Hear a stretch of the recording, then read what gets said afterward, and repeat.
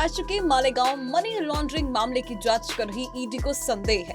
कि 255 primary bank account संभावित रूप से आतंकी फंडिंग से जुड़े हैं। ईडी को ऑपरेशन रियल कुबेर के तहत जांच के दौरान कुछ अहम सबूत मिले हैं जो इशारा करते हैं कि ये एक well organised money laundering network है जिसमें कई सेल कंपनियों का वेब तैयार किया गया है और कथित तौर पर राजनीतिक लोगों से प्रत्यक्ष और अप्रत्यक्ष रूप से भी जुड़ा हुआ है। ईडी इन अकाउंट्स के ट्रांजैक्शन का विश्लेषण कर रही है और जांच में पता चला है कि ये अकाउंट्स हिंदू युवकों के नाम पर धोखाधड़ी से खोले गए थे ताकि आतंकी गतिविधियों से प्रेरित इस पूरे ऑपरेशन को कवर दिया जा सके और शक की संभावनाएं भी ना हो। साथ ही कुबेर के 255 अकाउंट्स में बड़ी रकम इकट्ठा की जा सके और हवाला के जरिए न केवल उसे लॉन्डर किया जा सके बल्कि उसका एक बड़ा हिस्सा राजनीति से प्रेरित संदिग्ध गतिविधियों के लिए कथित तौर पर किया जा सके। ईडी की जांच से जुड़े सूत्रों के मुताबिक जांच के दौरान उन्हें इस 1000 करोड़ के मनी लॉन्ड्रिंग नेटवर्क के राजनीतिक नेटवर्क और आतंकी फंडिंग से जुड़े होने के सुराग मिले हैं, जिन्हें कई अन्य फर्जी और सेल कंपनियों के अकाउंट से लेंटर किया गया था। ईडी की जांच में 255 प्राइमरी अकाउंट से जुड़ी संदिग्ध फाइनेंशियल एक्टिविटीज भी मिली, जिससे पता चला कि इन 255 अकाउंट्स में कथित तौर पर राजनीतिक पार्टियों के नेता से जुड़े अकाउंट से पैसे आए जो प्रत्यक्ष या अप्रत्यक्ष रूप से धार्मिक राजनीति और भड़काऊ गतिविधि से जुड़े हुए हैं।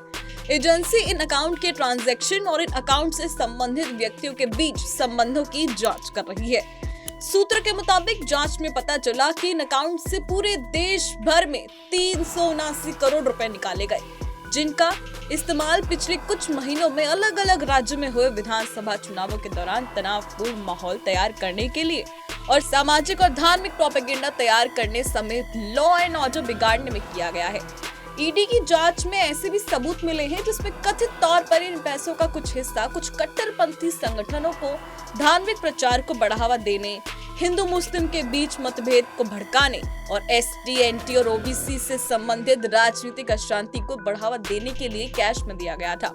ईडी ने चुनाव के दौरान राजनीतिक दलों से कथित तौर पर जुड़े कुछ व्यक्तियों की पहचान भी की थी। वहीं जांच के दौरान ईडी ने 255 बैंक अकाउंट्स के कई अकाउंट्स होल्डर्स को केवाईसी की जांच के लिए समन भेजा था और कई अकाउंट्स होल्डर के बयान भी दर्ज किए गए हैं।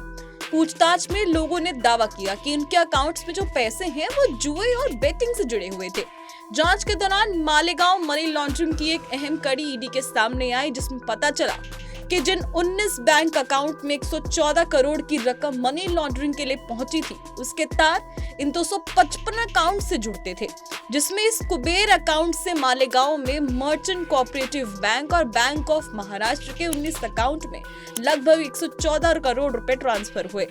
वहीं इन 19 अकाउंट्स को गिरफ्तार हुए आरोपी सिराज मेमन ने धोखाधड़ी से खोला था, जिस पर इन ट्रांजैक्शन के लिए फर्जी दस्तावेजों का इस्तेमाल करने का आरोप है। ईडी की कस्टडी में पूछताछ में सिराज मेमन ने खुलासा किया कि उसने आरोपी नागनी अकरम मोहम्मद शफी और इस मनी लॉन्ड्रिंग सिंडिकेट के मास्टरमाइंड महमूद भागड़, जिसे चैलेंजर किंग या एमडी के नाम से भी जाना जाता है, उसके इशारे पर मुहैया कराए थे और चैलेंजर किंग फिलहाल इस मामले में फरार है। बहरहाल अब ईडी इसकी जांच में जुड़ी है और आगे की अपडेट के लिए देखते रहें पंजाब केसरी.com।